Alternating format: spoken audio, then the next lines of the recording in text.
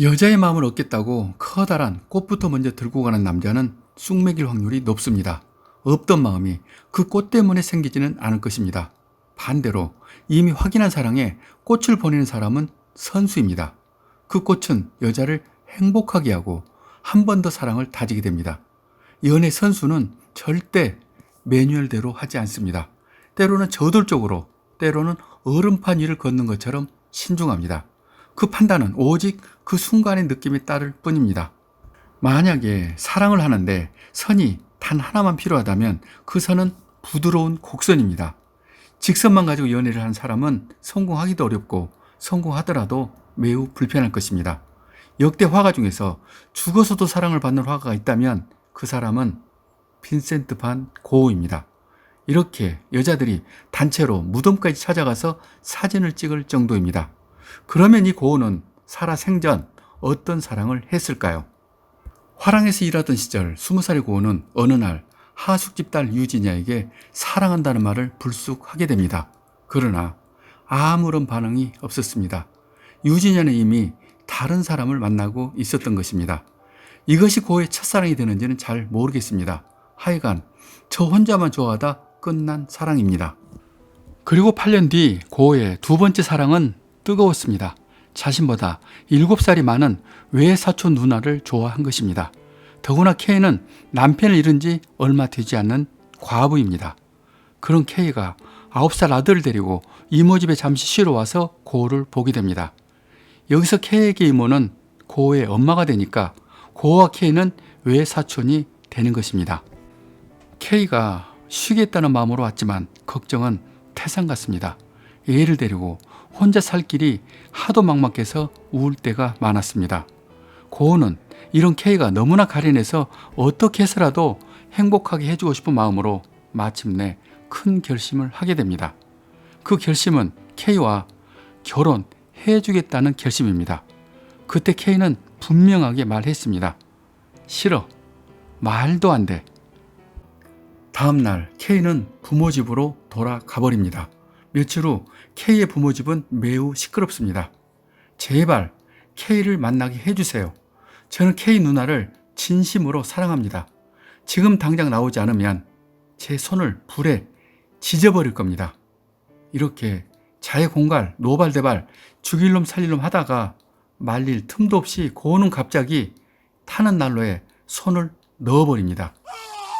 갈라지는 외마디 비명소리와 함께 고흐는 그 자리에서 기절합니다. 얼마나 뜨거웠을까요?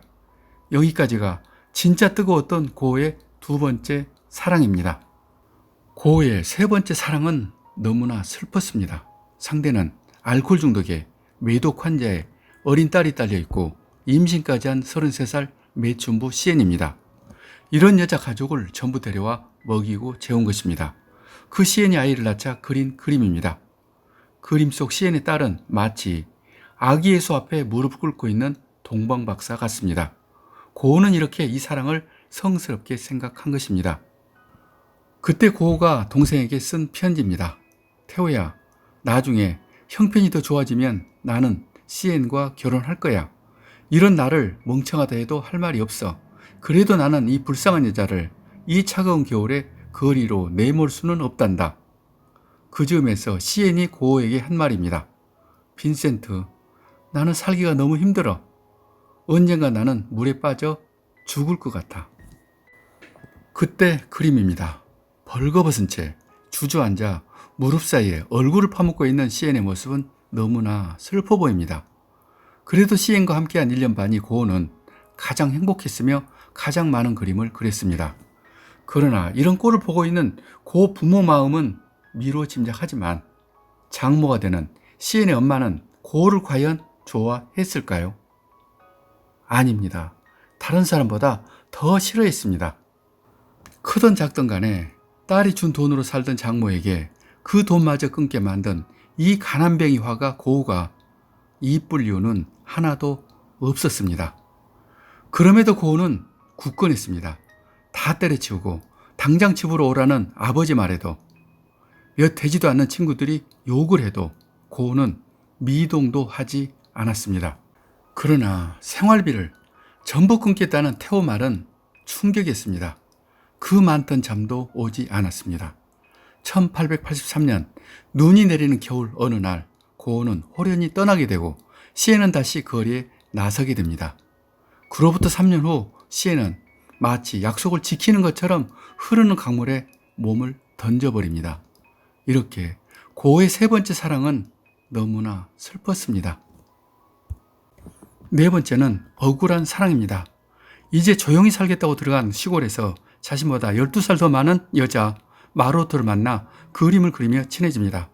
이때도 결혼도 못하고 일만 하는 마르오트가 안쓰러워서 결혼을 해주고 싶은 마음이 막 생기려는 찰나 느닷없는 사건이 터집니다. 마르오트가 임신을 한 것입니다.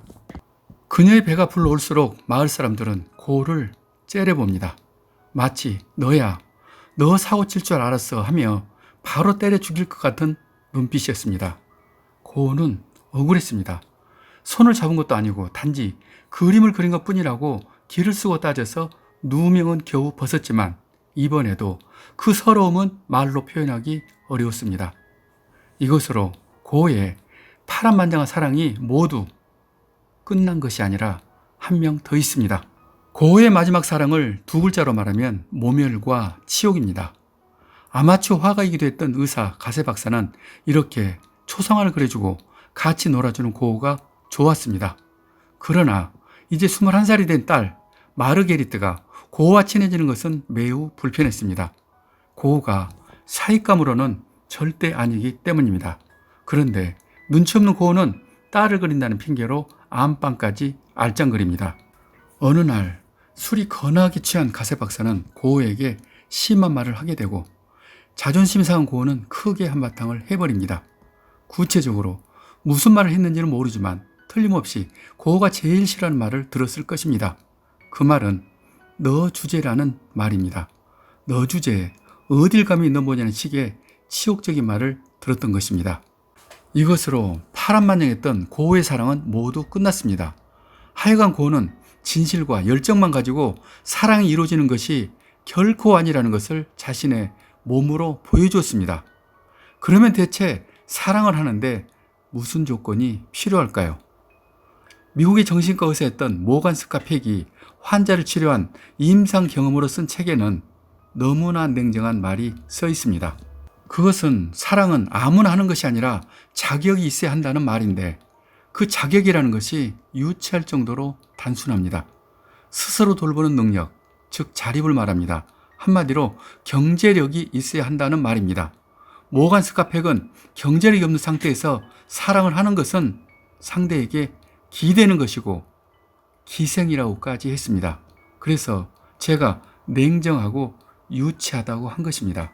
그러나 제가 이 말에 부정할 자신이 없습니다. 저도 절실하게 느끼고 살아왔기 때문입니다. 여기까지 저는 작가 이철이었습니다. 예술 제국의 길은 우리가 세계 정상으로 가는 가장 빠른 길입니다. 이 영상을 구독하시는 것은 그 길을 함께 가는 것입니다.